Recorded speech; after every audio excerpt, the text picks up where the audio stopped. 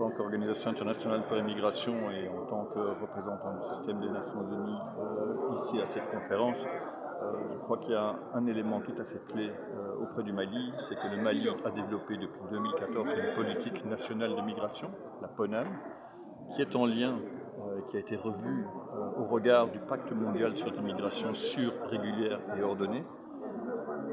Les cadres de concertation qui ont lieu pour l'instant, les avancées opérationnelles vont toutes dans le sens qui est attendu de la part de tous les États à travers le monde.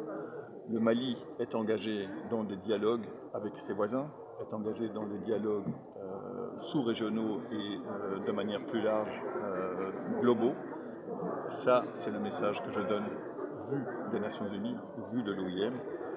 Le message que je pourrais dire aux autorités, c'est continuer dans ce sens-là, mettez en avant les dialogues entre les uns et les autres, et surtout, impliquer toutes les couches de la population, dont les jeunes, dont les femmes, qui sont des acteurs clés sur les questions de développement et de migration. Il faille contenir la migration, il faut pouvoir la gérer, l'organiser. Ça, c'est peut-être un message principal. Et pour ce faire, ce qu'on a besoin, c'est de continuer, si j'osais dire, contre vents et marées, le dialogue entre toutes les parties. Quelles que soient les difficultés de ce dialogue est important parce que nous vivons sur une planète qui est unique, sur une planète qui offre des opportunités, mais qui doit, et aussi des défis, mais qui doit pouvoir permettre à tout un chacun de discuter avec l'autre. Je rappelle aussi que quand on parle des peuples, vous avez mentionné l'Occident et l'Europe et l'Afrique, mais de manière beaucoup plus globale pour l'organisation que je représente.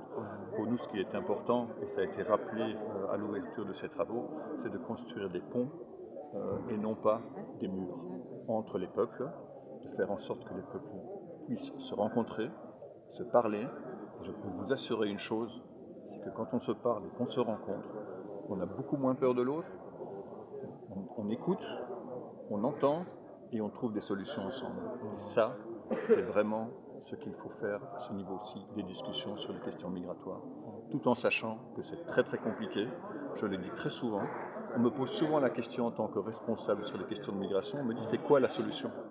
S'il y avait une solution unique, on l'aurait déjà mise en place il y a longtemps. La question de la migration, elle est clivante.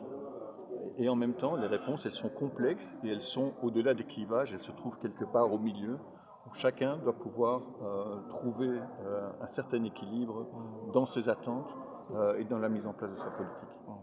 Ce que je voudrais dire à la jeunesse malienne, la première chose, c'est l'éducation est la clé du futur. Formez-vous, continuez à vous former, quel que soit votre niveau d'éducation. Et je pense que ça, c'est important. La deuxième chose, regardez autour de vous comment vous pouvez contribuer à votre communauté dans un premier temps. Et la troisième chose, saisissez les opportunités là où elles se trouvent.